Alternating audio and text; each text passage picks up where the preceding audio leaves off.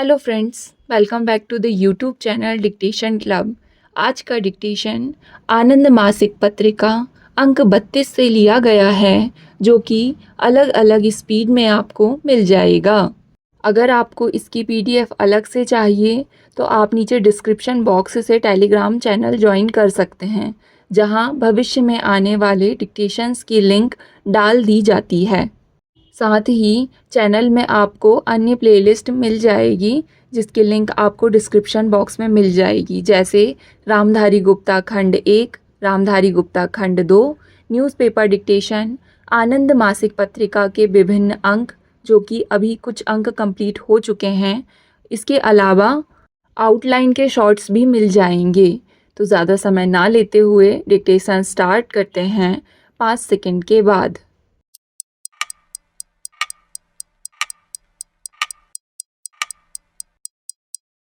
Start. महोदय, हमारी संघीय रचना और जनता द्वारा चलाए जाने वाले स्थानीय शासन तंत्र से और सत्ता के विकेंद्रित प्रयोग से हमारी एकता सुदृढ़ हुई है।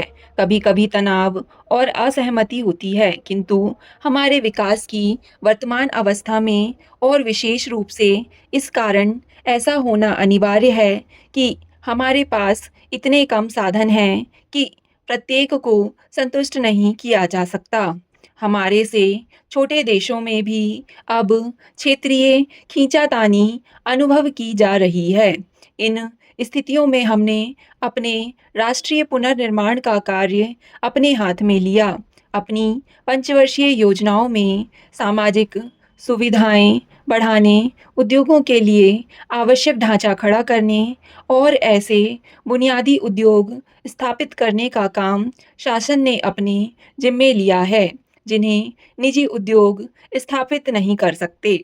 साथ ही निजी उद्योगों के लिए भी बड़ा क्षेत्र बचा है और स्वतंत्रता के बाद निजी उद्योगों के लिए बढ़ने की बहुत गुंजाइश है और वास्तव में इन्होंने इतनी अधिक उन्नति की है कि इन्हें पहचानना कठिन है।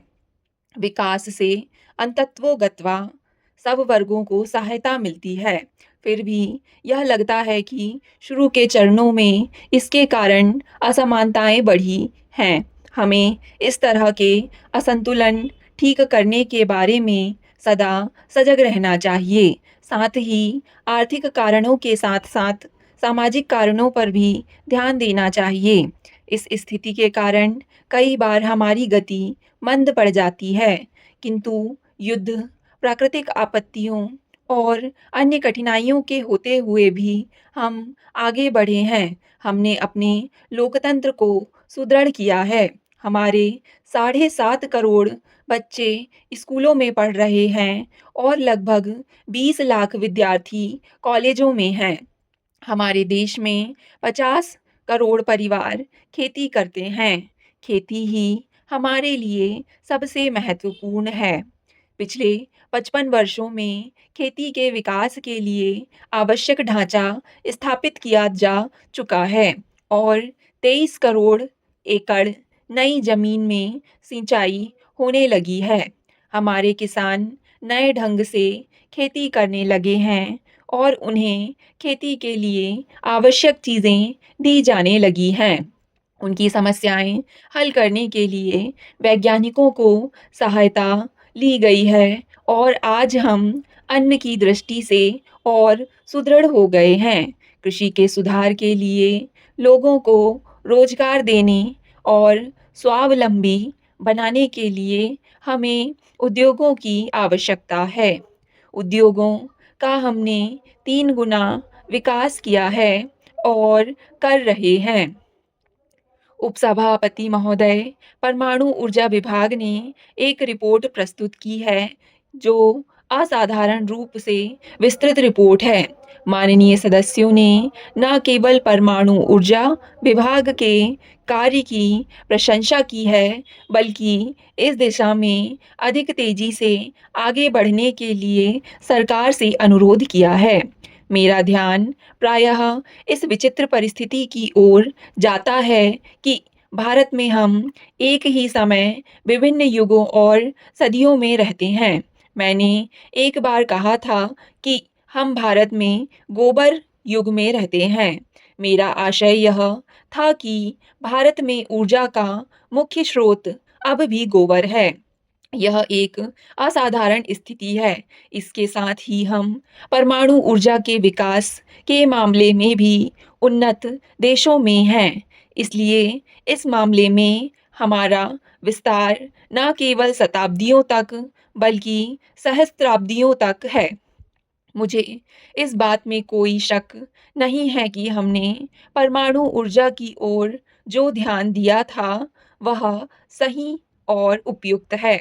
हमें इससे जो व्यावहारिक लाभ मिल रहा है और भविष्य में और भी अधिक मिलेंगे, उनको देखते हुए यह उपयुक्त है।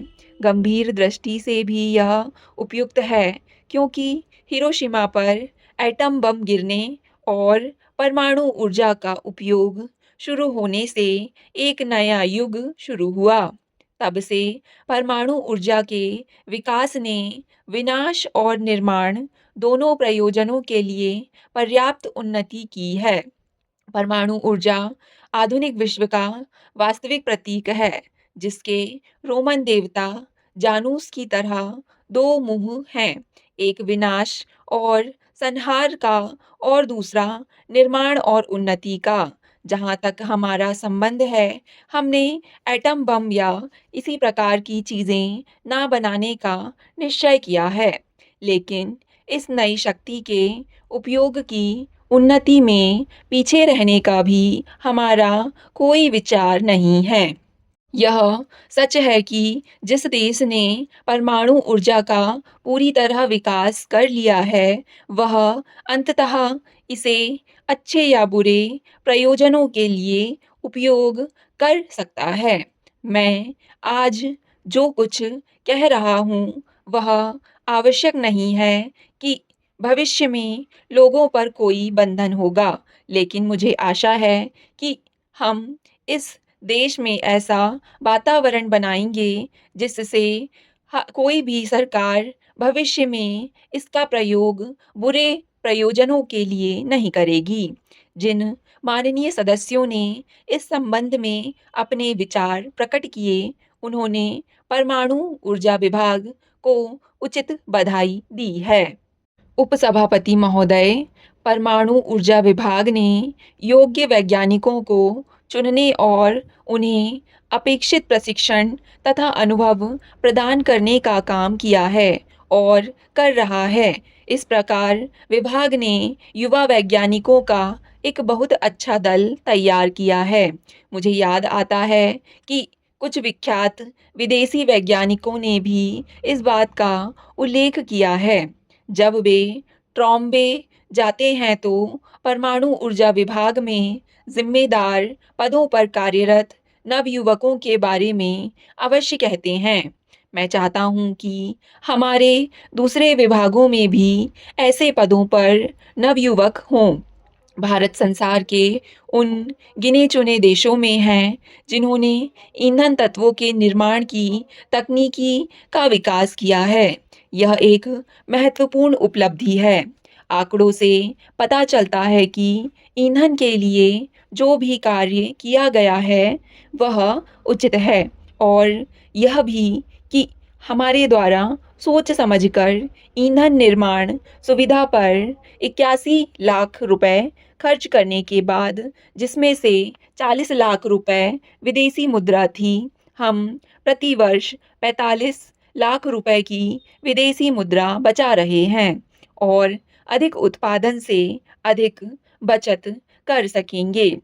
जहाँ तक अप्सरा का संबंध है, 4 वर्ष में परिचालन स्तर बढ़ा ही है। स्टॉप। डिक्टेशन पसंद आए तो वीडियो को लाइक तथा चैनल को सब्सक्राइब ज़रूर करें। धन्यवाद।